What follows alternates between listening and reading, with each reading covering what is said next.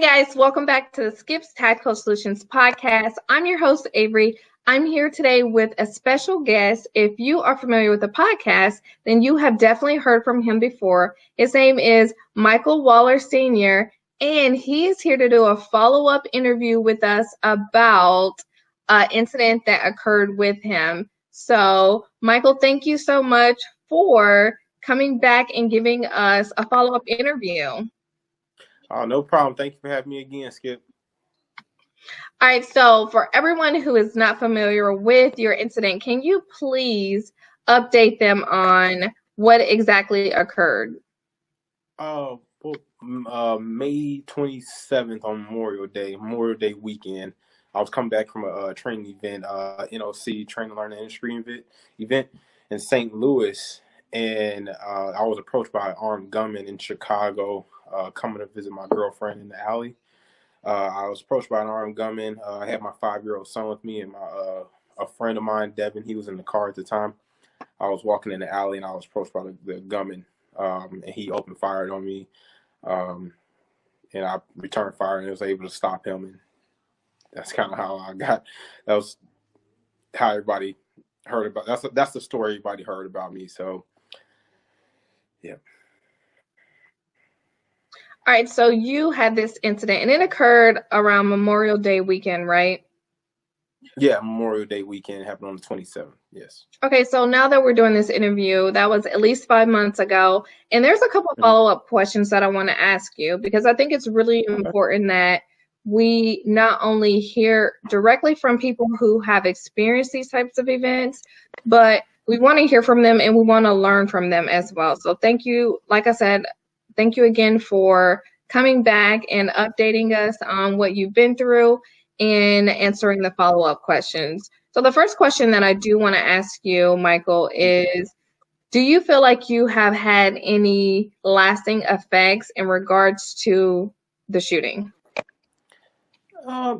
Definitely lasting effects. I'll never forget it. I mean, it was anytime you go through a situation like that type of trauma, it's something you will never forget. But, I've been blessed, I thank God every single day. I survived. I've been blessed because I have a strong family that's been here supporting me and helping me through, any struggles I may have. And I'm just grateful, man, because it could have been bad. And I'm just grateful to God I had my firearm on me that day, and I was, carrying, and I had my concealed carry permit. So I thank the NRA for fighting for, my Second Amendment rights, fighting for my right to carry a firearm, because concealed carry is something that we just got in Chicago not that long ago. It's been about 5.5 years. We have been, we got concealed carry here. So I'm definitely grateful that the NRA pushed for, people in the state of Illinois and Chicago to carry a weapon. So, because it saved my life that day. So definitely. All right, so in regards to the incident, so you're in Chicago and talking about any type of long-term effects on you, the individual who you encountered, what happened to that individual? The individual, he ended up passing away 3 days after the shooting. He passed away from the gunshot wound to the head. So that's the last I heard, and that's what I do know. The Chicago Police Department, definitely want to thank them because they were very professional. How they handled the situation with me. I didn't feel like a criminal. Yesterday, I talked to you off camera about this as well. Yesterday, I went to court to get the arrest expunged off my record. So, and by the grace of God, that went very good. I was like, the judge ordered it into law yesterday. So, back squeaky clean now. Congratulations on that. And I definitely want to touch on that a little bit later here in the interview. But so you said that the individual did pass away. Yes. And you are very grateful that you were able to get through this. Have you sought any outside counsel to help you with any kind of coping mechanisms as far as dealing with this? Yes. I'm a Christian. I go to a church in Indiana, actually, called the Family Christian Center. I did seek counseling, not at that church, but I did seek Christian counseling, and I talked to a counselor. I definitely recommend if you go through anything, not necessarily a shooting, but anything where you it's a lot of trauma, and it's stressful to you. Definitely, it's extremely important to seek counseling after going through anything like that. So without a doubt, if I counseling is probably it definitely helped me get through this situation. But my family has been here, and I just thank God for my family, my mom, dad, my sisters, my son, my daughter. I mean, talking to my son, talking to my trying to talk to my daughter. She's only a few weeks old. Baby, talking with her, and talking to them and talking to my girlfriend gets me through hard times. So definitely,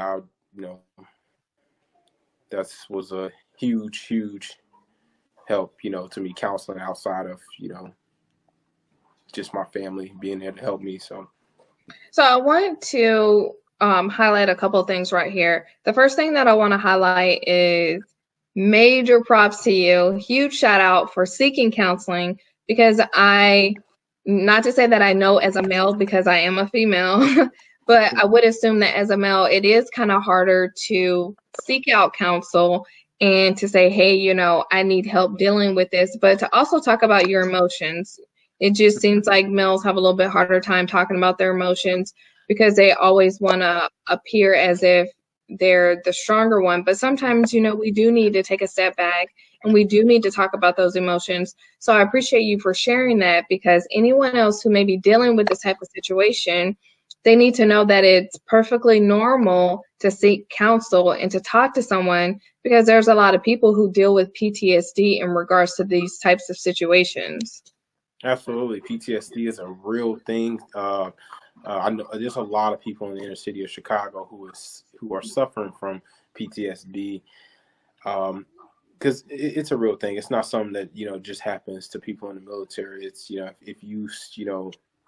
if someone else, not you don't have to physically go through it, but if somebody witnessed something like a shooting happen, or somebody seeing somebody get shot, it's traumatizing to people. And some people they're suffering from PTSD and they don't even know it. So I mean, I definitely wish there was a lot more resources out there to help people that are suffering from PTSD or may not even know it, just to help them. I'm starting a nonprofit organization in 2020 to actually help inner city kids that are suffering from PTSD get some help, try to push them in the right direction, and, teach them about firearm safety, and teach them that, not all guns are bad, and how, being a responsible gun owner and owning a gun in the city, in Illinois at all, it can have a positive outcome.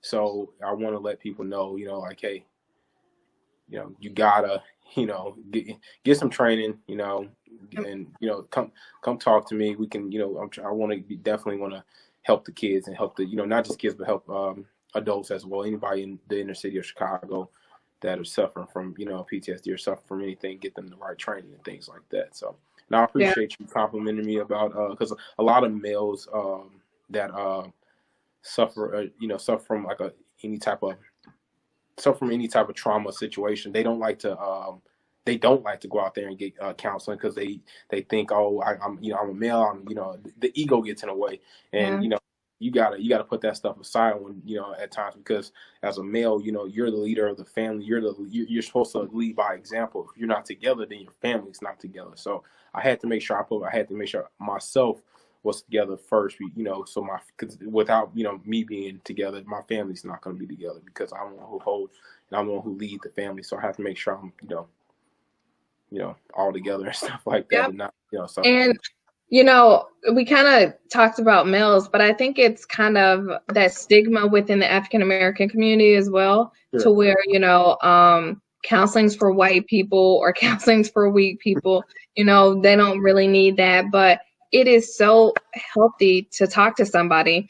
And when you talk to people, you realize like you're not alone in anything. Whether it's your kids misbehaving, whether it be relationship issues, with a spouse or with a friend.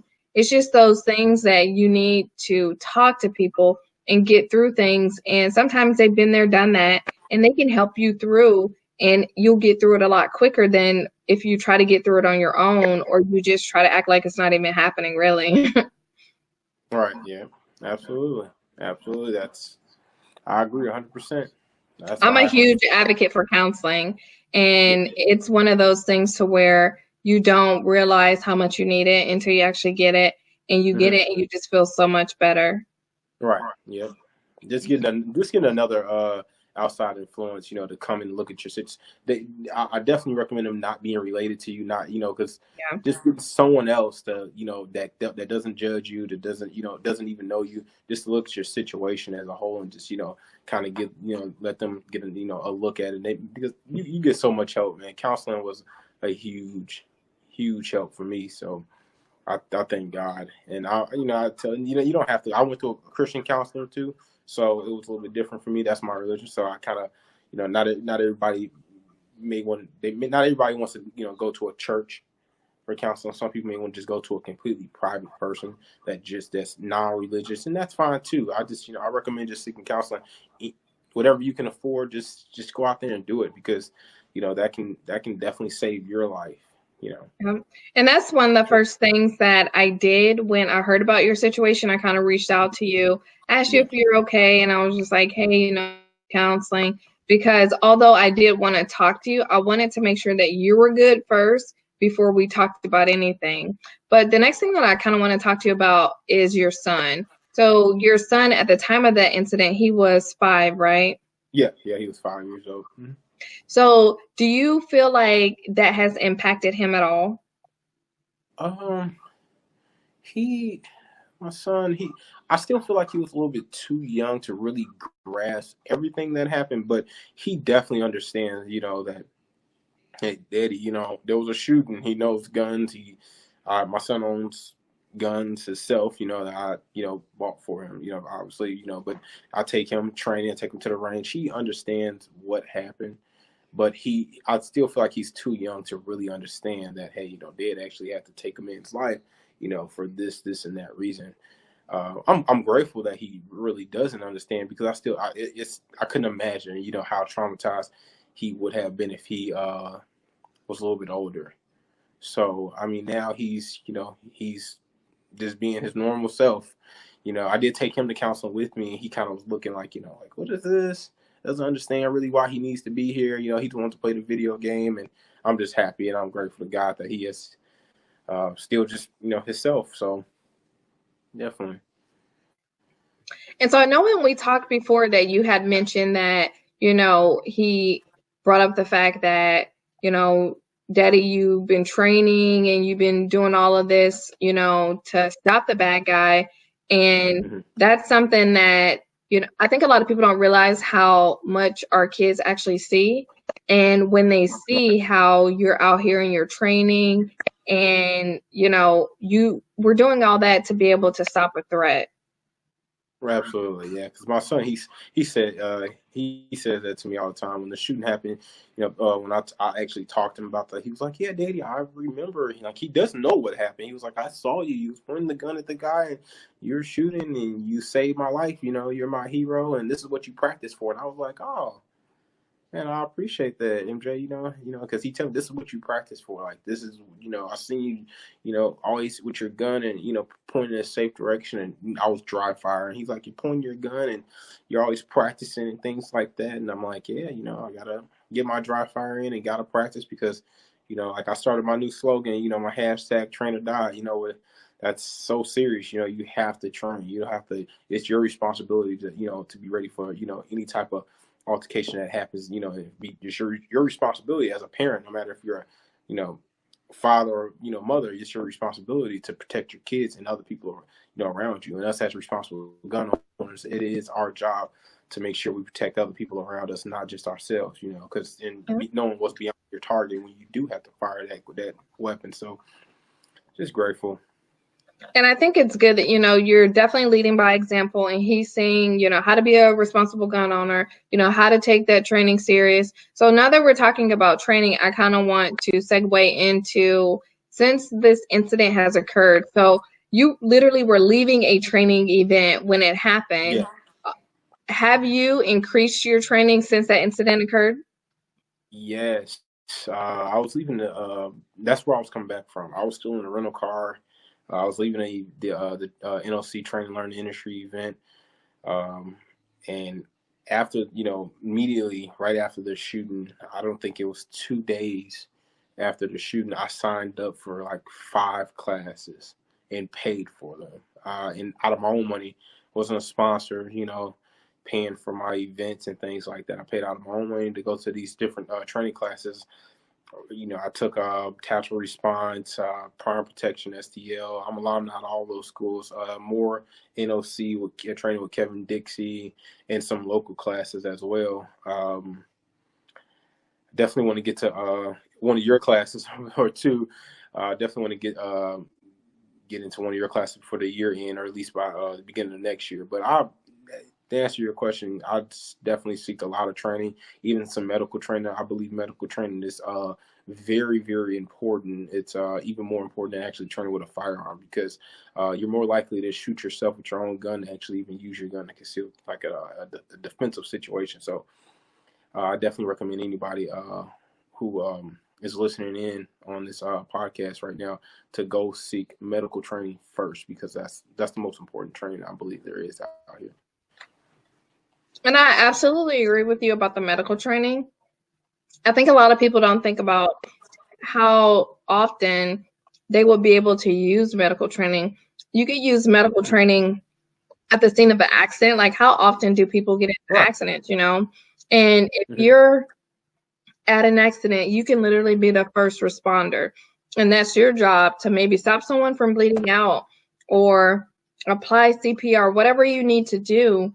But if you don't have the training, then you're not going to be able to be effective. But you could apply a tourniquet to yourself. You could use CPR or, stop the bleed, anything like that with someone in your immediate family. So these are things that we don't want you to have the mindset that it'll to you, because you never know what's going to happen. And you always want to be prepared for these types of incidents that may happen. Right. Absolutely. Absolutely. I agree 100%, Skip. That's true. I mean, if medical training is key. I mean, we have to. I think it's very important that, us as responsible gun owners seek training. Owning a gun is just not, that's not enough. It's not at all. It's a lot of incidents where people who fire a gun, because you have to know what's beyond your target. When you still have to practice, firearm safety, even when you're in a situation like that, because knowing what's beyond your target is, important, because you can't take that bullet back and you'll be in jail defending yourself, and you're not even a criminal. No criminal history like myself. My first time ever having handcuffs on my wrist was that day, and yeah, we're responsible. We have to set a better example. So I think it should be mandatory that people get training when they do own a firearm, because without training, a gun can be a very bad situation. You put two guns together and no training, it can be terrible. There's a lot of incidents in Chicago where there's innocent bystanders getting hit inside the houses, or even Chicago police. Because police, a lot of officers are not trained. And they need to go out there and seek training too. I think that in a lot of incidents where there's innocent people getting hit, because people they don't have the proper training behind guns. So I mean, it's important. It's definitely important. And so we talked initially. So for those of you tuning in, you don't know this, but we definitely tried to have this interview before, and we had to redo the interview.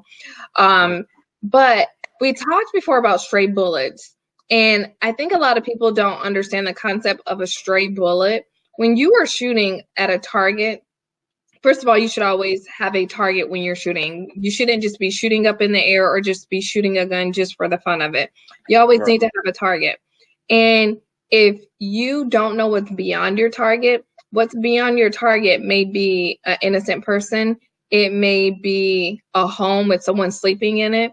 And I have recently been watching more of the news. I try not to watch the news because it's like very depressing. You're like, oh my God, this is happening, or oh my God, that's happening.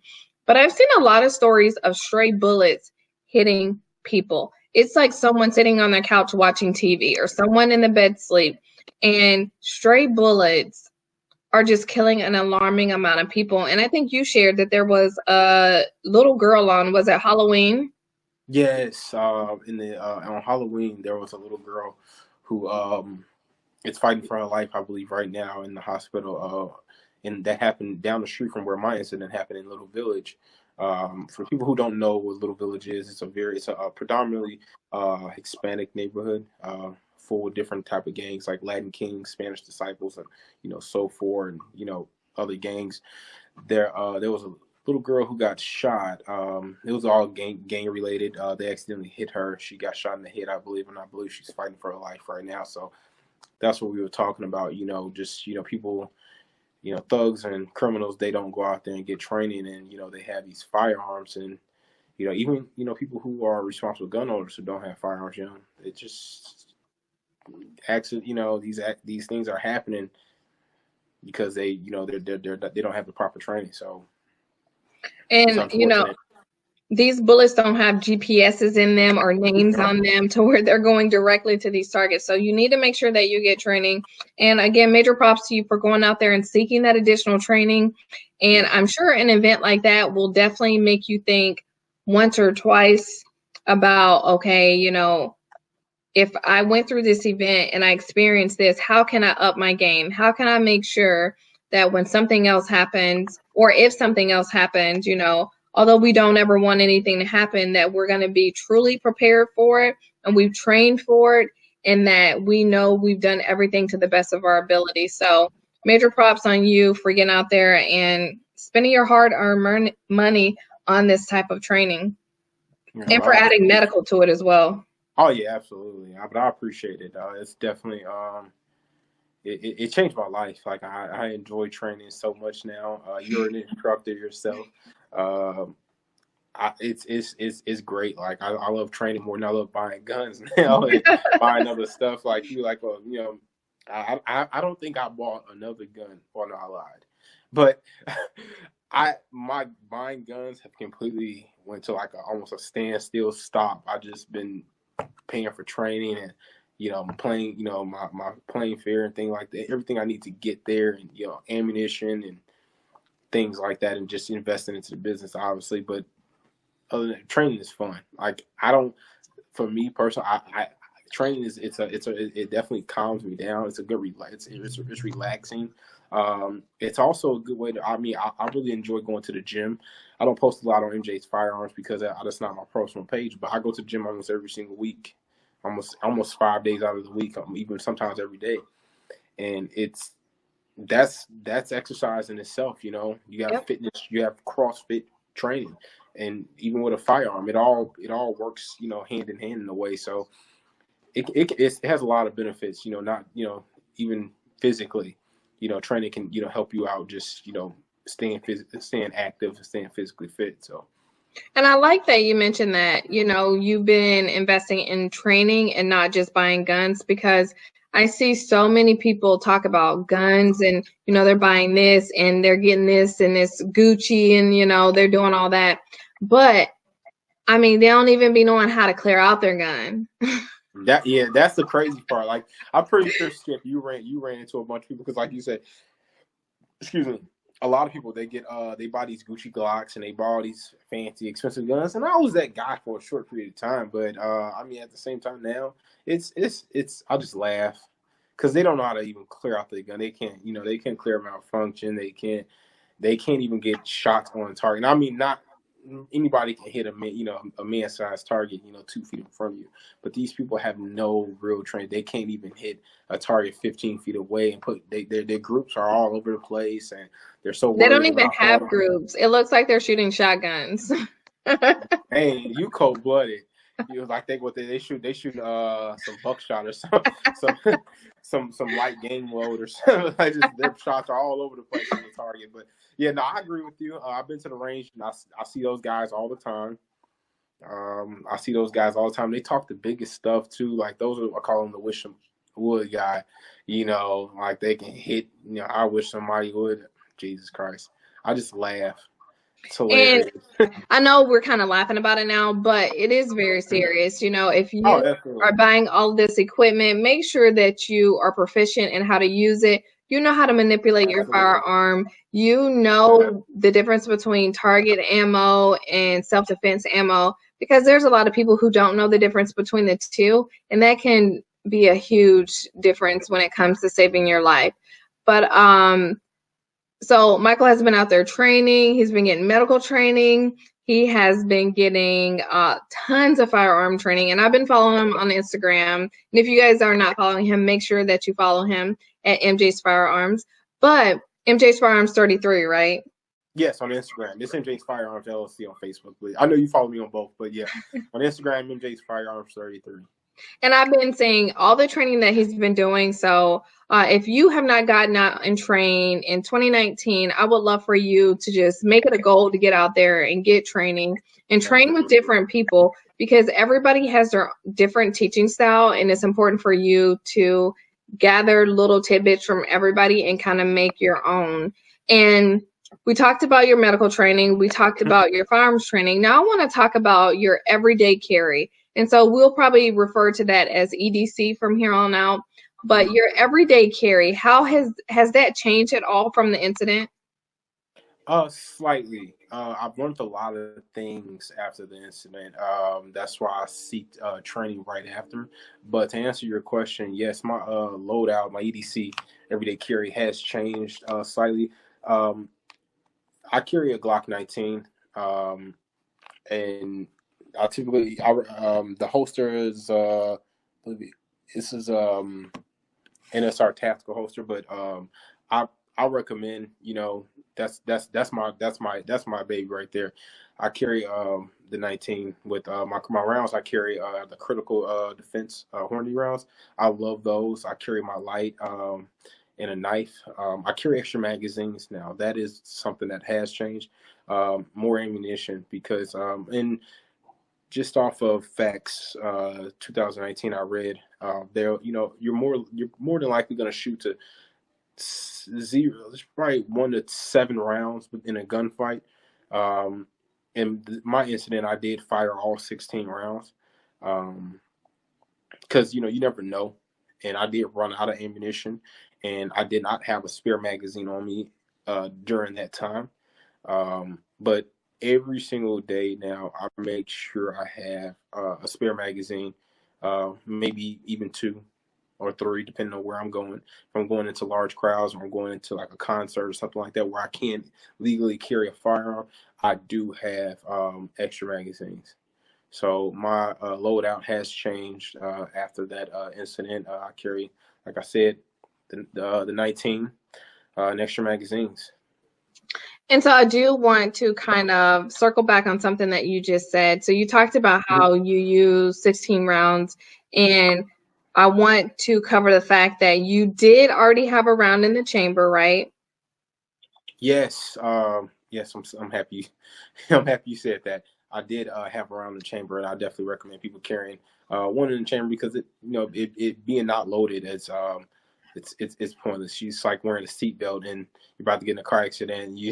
Hurry up and throw it on. It doesn't work like that. When something happens, it happened, and your gun needs to be ready at all times. So my gun is, as of right now, even inside the house, it is hot and loaded and ready to go. I keep it in the holster just in case I don't put my finger on the trigger, but it's ready. It's loaded. So, and I recommend anybody that is carrying a firearm that they keep around inside the chamber at all times because you never know what happens. So. And then you spoke about, and I know we talked about this on the initial interview, but with your adrenaline, everything that was going on, being in that stressful situation, you had to shoot more than one round. You had to shoot multiple rounds to stop your threat. But at the same time, your threat was still shooting back at you. So the reason why I want to cover this is because, and I just talked to a customer about this today, sometimes when we watch movies and things like that, it's the one shot and the person dies, right?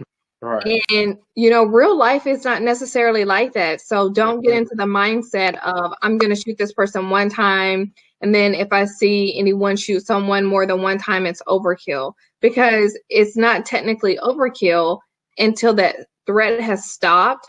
Right. And then the people keep going. But sometimes you may have to shoot more than one round because there's people who are on drugs. There's people who are just crazy. Or maybe they have, I mean, they might even have on a bulletproof vest up under there. Yeah, You you never never know.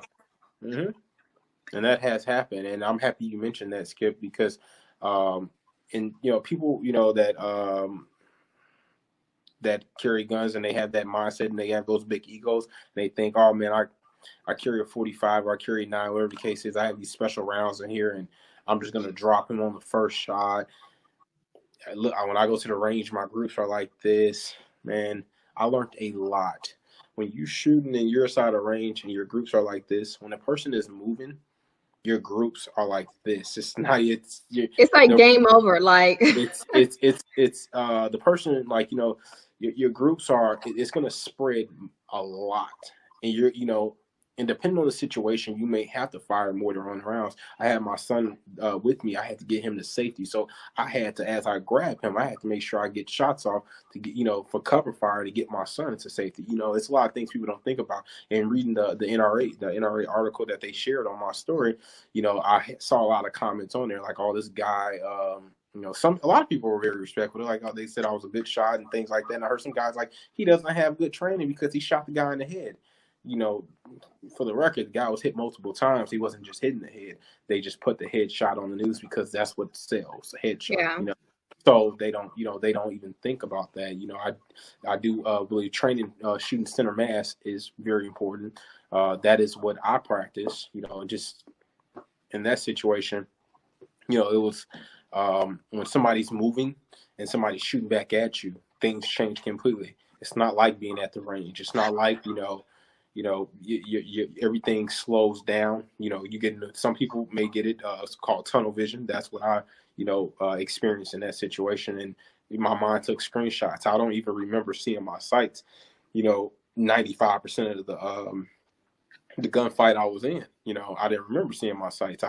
My mind took a picture, like a photo picture, because I remember seeing my sights, and I remember seeing him in my sights for a very short period of time, almost for those first 2 rounds that went off. And a lot of people don't think about that, and they think that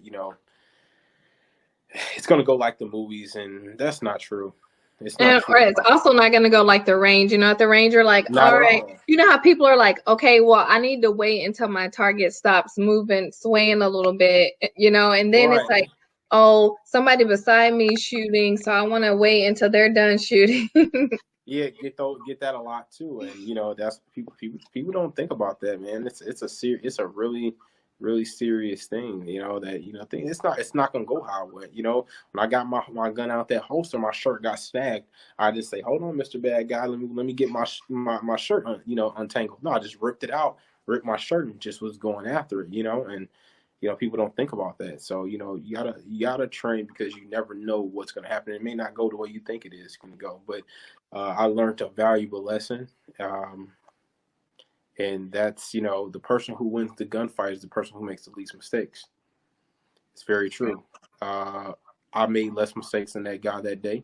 I did make mistakes, and that is why I went to seek training literally days after. But the person who wins the gunfight is the person who makes the less mistakes.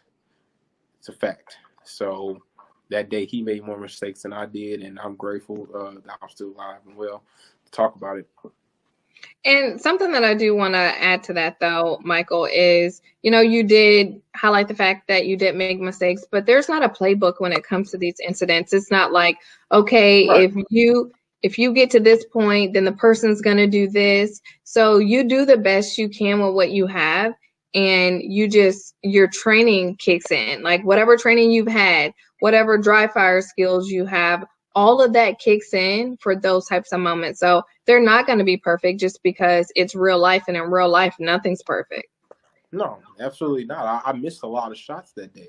He was hit multiple times. The officer, the investigator, didn't tell me how many times he was hit, but he was hit multiple times, and I wasn't hit, or he had a scratch on me, and neither did my son that was standing right next to me.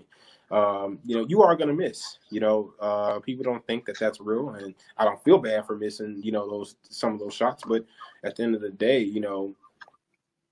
I mean, you're not standing at a perfectly still target Someone's Right. You know, literally you shooting will back at miss. you. You will miss. Like it's gonna be, you will miss. But you know, at the end of the day, like I said, the person who makes the least mistakes wins and they survive.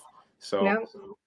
that's just what it was. You know, he got a shot off on me. A lot of people don't know this, but that man got a shot off on me and my son first. I did not fire my weapon first. You know, he fired his weapon first and he missed, and that was a mistake that he made that he can't take back. And Yeah. I was able to stop him. So definitely grateful. We're definitely grateful that you were able to have the ability to protect yourself, and not just yourself, but your son, and then anyone else that was around that wouldn't be able to defend themselves, because obviously he was someone that had some serious issues going on. But you know, like, what if it would have been a young lady walking through the alley that didn't have means to defend herself that day, and it wasn't you with your son who actually had a concealed carry permit and was able to defend themselves. So I'm definitely glad that you were able to. I'm glad that you were properly trained and properly armed to defend yourself and your son. I appreciate it. Thanks, Skip. You know, I'll talk to you. I appreciate you also for reaching out to me because you didn't just like, you know, direct message me or just like, hey, let me do this interview on you. You know, you actually was very nice and you actually contacted me and asked was I okay. And I appreciate that. Not just me, but my son and my family as well. So I appreciate it, you know, you reaching out and contacting me, make sure I was okay. And even, you know, doing this follow-up, you know, interview with me. So I definitely feel very blessed and I appreciate you giving me the opportunity to talk on your podcast again. Yeah, well, Hopefully you know, we more, bam more to bam. come. All right. I'm So excited now. I do want to ask you a couple more questions and then I'll let you go, because I do appreciate the time that you've given us so far. But as far as the incident, you know, you have shared with us a lot of things that you have learned from the incident. But is there anything else that you would like to share with the audience that you learned from that day, or just learned that you've actually dealt with within the past 5 months? A few things. Things I learned that day. If you cannot be there, if there's any way you can avoid it, try to avoid it. You know, because I did my best, you know, to avoid that situation. But if you can get, you know, if there's any way you can avoid a situation, or if you don't have to be there, don't be there, because you know, it's no such thing as a coward. You know, in a gunfight, and I believe if you have to run, or you have to if you can escape that, that's a blessing. It's a win-win. You know, nobody had to get shot, nobody died. But I definitely, you know, if I can tell you guys anything that is, you know, listening to this podcast right now with Skip's Tactical and me, definitely get some more training, get some medical training, because there was a lot of things even in my situation. I feel like I could have did a better job saving the guy that I shot. And a lot of people don't. They think we're, you know, people that carry guns, and you know, us as responsible gun owners, we're bad people. We just want to shoot people. You know, I also tried to, you know, apply a tourniquet to that guy, but I didn't have my tourniquet on me. So carrying a tourniquet on your personal, you know, body, also with a gun, is very important, because you know, you can potentially save, you know, sometimes you may have to save the guy. I don't know, you know, somebody, their mindsets, but you may want to save the person that you shot, you know, and you know, you just never know. So I mean, just seeking training, and keeping a, you know, a level head on your shoulders is definitely key, because I want us to all look good as responsible gun owners, and we don't need to have a negative impact or negative outlook on us. So we got to be responsible, and we got to definitely have to hold it down for us, you know, our Second Amendment people. Absolutely. Thank you so much for sharing that. Something else that I would like you to touch on really quick is, I know yesterday when me and you met up, you were all GQ. You had just left from court. Can you share with everyone? So that's why we didn't use the other interview, because he was just so swagged out, and I was just in a t-shirt, so we couldn't use that interview. Just I had kidding. on a dress shirt and a tie. I wasn't even all that. Okay, thank you. So, what I do want you to share, if you're able to, can you share the process of what you actually went through yesterday? Because I think a lot of people don't understand that part of it. They, you know, even if you are not found guilty of anything, there was an additional step that you had to take. Right. You just because you don't get charged with a crime, and depending on the police department, this may not be for everybody, and I hope it's not. But even for myself, I have a lot of family in law enforcement, even some in FBI and ATF and things like that, local police officers. I took the time to see, because I am a licensed FFL, that's my business, MJ's Firearms. I'm a firearms dealer in Illinois, and I took the time to see if there was anything on my background, even though I know I wasn't charged with anything because I'll be in jail, obviously. But when I did take the time, and I had a family member look at my background, it wasn't an arrest on my background. Not charged with anything, no misdemeanors, no felonies, nothing like that. But there was an arrest on my background. I actually took the time and told my lawyer, which I already hired them, but I told my lawyer, I'll have it expunged, and he immediately started the process to get it expunged off my record as soon as possible. And even already in the same year, he got it. We got it expunged as of yesterday. So I'm definitely grateful. It was ordered into law yesterday that I will not be not have an arrest on my record.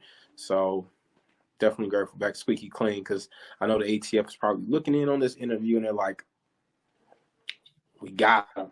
So I gotta make sure I'm squeaky clean, because when the ATF, they're strict. So I want to make sure there's nothing on there so I don't get my license taken away. So thanks for sharing that. And another thing that I would like to highlight about what Mychael just shared is, he was a legal gun owner, and he still went through the steps to double check to make sure that his record was clean. So I do appreciate you for sharing that, because, something like that on his record, like you said, with him being a firearms dealer, that could impact him negatively. But I do appreciate you sharing everything with us today. I'm so proud of you. You've been out there getting it in. And I mean, you are young. I'm not going to say it like I'm like super old, but I am still older. Young too. But, you've been through a very traumatic event.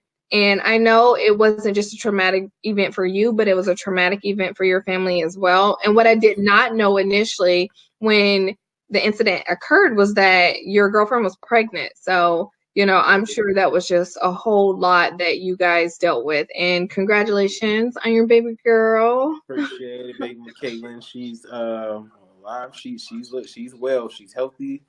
I'm just grateful she's good, and she's been a huge joy to my life. Very happy. I've been now just bought a 50 cal BMG. I got a daughter now. I got to make sure I protect her. But yeah, okay. But no, she's been great though. And so, a few more questions. Are there any goals that you have that you would like to share with the audience? I'm all about self-improvement, getting out there, doing what we need to do. It's not all just about guns. It's about just being better citizens and productive individuals. Is there any goals that you would like to share so we can keep you accountable? Right. Okay. Yes, a lot. 2020 is going to be great. After SHOT Show, I hope to see you there, because remember, we got to go out. Me, you, and your husband, and my girlfriend, and the baby. Hopefully, we bring her. We'll go get some food and hang out. But after SHOT Show, I'm definitely getting a lot more training. I'm hitting the ground running. Because training is a few things. It's personally, you get more training just for yourself, and networking. We network like crazy when we're at different events and things like that. So even training events. So a lot more training. I'll be getting on YouTube a lot more heavily. Like YouTube's going to be like my next big thing. I'm gonna, I love Instagram too as well, but Instagram, like you told me, I skipped, she schooled me to the game. Like, hey, Instagram don't pay you. You can have 500,000 followers on Instagram, and Instagram don't pay you a cent. I got to get to YouTube so I can get this money. So I'm definitely going to be getting on YouTube a whole lot more. I got a lot of guns that a lot of companies have been sending me to, so to just giving guns away to me to review. So I'm going to be getting on YouTube a whole lot more now. So I'll be calling you, Skip, to get some pointers, because I know your YouTube channel is it looks good. It's a baby. It's a baby, but it's growing. It's growing, and it looks great. I mean, you just you push you definitely have really good content that's, you know, being pushed out there. So I watched all your videos and I love them. So I mean, I think you do a really good, excellent job. I'll be, getting some pointers from you on how to, push and get these good videos, and help you can help me potentially, with my YouTube channel. So hopefully, that's gonna be next. Also, I'm starting a nonprofit organization, like I mentioned earlier, helping kids in the inner city of Chicago. Not just the Chicago, but that's just where my this is the headquarters. This is where everything started from. So this is where I'll be, touching the inner city of Chicago kids and Chicago people first. But yeah, that's the next big thing. My nonprofit organization and more training. Just a bunch. If you follow me on Instagram, MJ's Firearms 33, or Facebook page, MJ's Firearms LLC, YouTube channel, MJ's Firearms, that I just started a few days ago. But you'll be seeing a lot more content from me. So. And can you share your website with them, just in case they want to go out and purchase a firearm from you?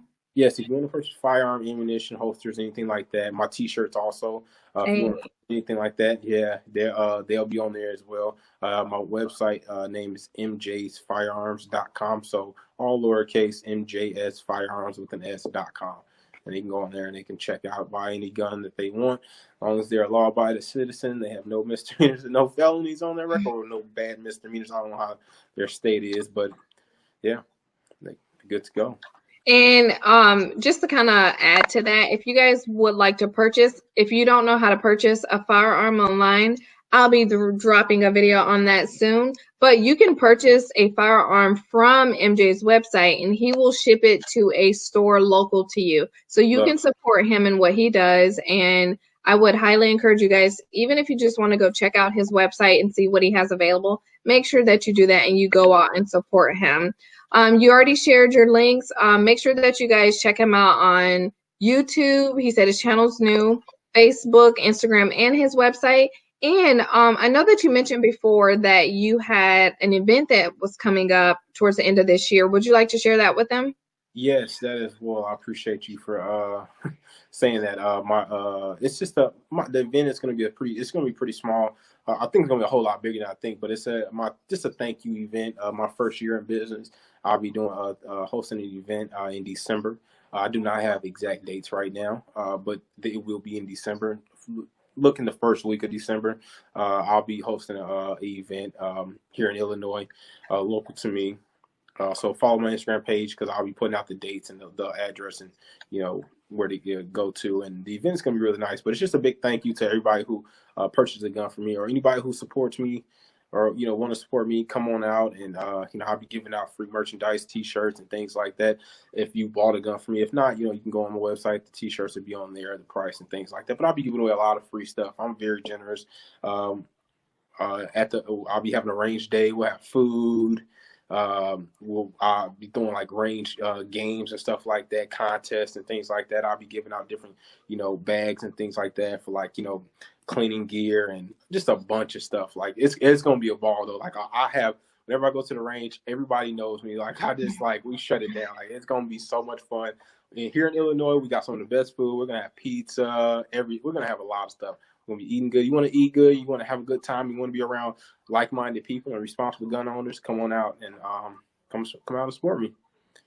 And now I'm super jealous. I wish I was in the area. Wish I was able to come, because I would definitely come and support it as well. But if you are someone who may be new to firearms, if you're in his area, please reach out to him. Go out and support the event, because everyone can learn. And even if you don't want to go out and shoot, you can just go out and support the event and be around some like-minded individuals. I definitely would come and support if I could, but maybe I'll come to your next one. I just had my very first range day, and it, like you just said, maybe more people are going to show up than you expected. I definitely had more people come out than I expected. Yeah. And I only wanted, and I didn't advertise it, there was no promotions, no ads. It was just word of mouth, individuals who, truly support me, and not individuals who wanted to come out and just use up my ammo. So I had a blast at my first range day, and it was just genuine people who wanted to come out. And we had quite a few first-time shooters, people who had never even touched a gun before and maybe had some hangups about it. And all of them left like, okay, I want to take a class, or okay, I'm really open to this now. So that was a win in my book, regardless of the amount of money that I spent. It was people who I had never even, some of them I had never even met before, but they were introduced to me, they were introduced to my brand, and they were introduced to firearms and self-protection. So major props to you for putting on that event. And I hope that and I know it'll be a huge success, but I hope that a lot of people come out and support it. Yeah, I hope so too. I have a good feeling. I think it's gonna be a lot more people than I think, because I got a lot of people messaging me now. Like, they're excited, so it's gonna be fun. Like, I'm gonna have fun regardless. I will have instructors there. I am not an instructor, for the people who do know me. I'm not an instructor, but I will have a licensed NRA instructor there, and I will have a medical trainer there as well. My girlfriend's an RN, my sister's an EMT, so I'll have different people coming there and instructors to actually teach medical training and stuff like that. So we'll have different things. We'll have a little small little medical class, maybe 35, 45 minutes, but even that 35, 45 minutes class is going to be, or just that little lecture, is going to be a whole lot more than, a lot of people may think. So, and a lot of people may get a lot from that. So, we'll have basic, firearms instructor there, and some medical instructors there, and medical people to actually just teach just how to, just do tourniquets and things like that to, give some people some, something else to think about, and, give them an idea of how to use their equipment that they already probably have, or go out there and get some stuff, the proper equipment for, medical training and stuff like that. So, yep. I'm excited. I'm I'm super excited for you. I'm about to start doing some. You got me pumped now. I'm about to just get on this internet and start ordering up all of this stuff and banners, and get the ball on the roll for this event. So. Thank you so much for joining us tonight. I know you've almost been on for an hour with us, so I do appreciate you and your time, and I appreciate your family for lending you to us for this amount of time. And you always know you have my phone number. You can connect with me anytime that you need anything, and I'm extremely proud of you, and I can't wait to see you for SHOT Show. So thanks for tuning in. I appreciate you too, Skip. Thank you for having me.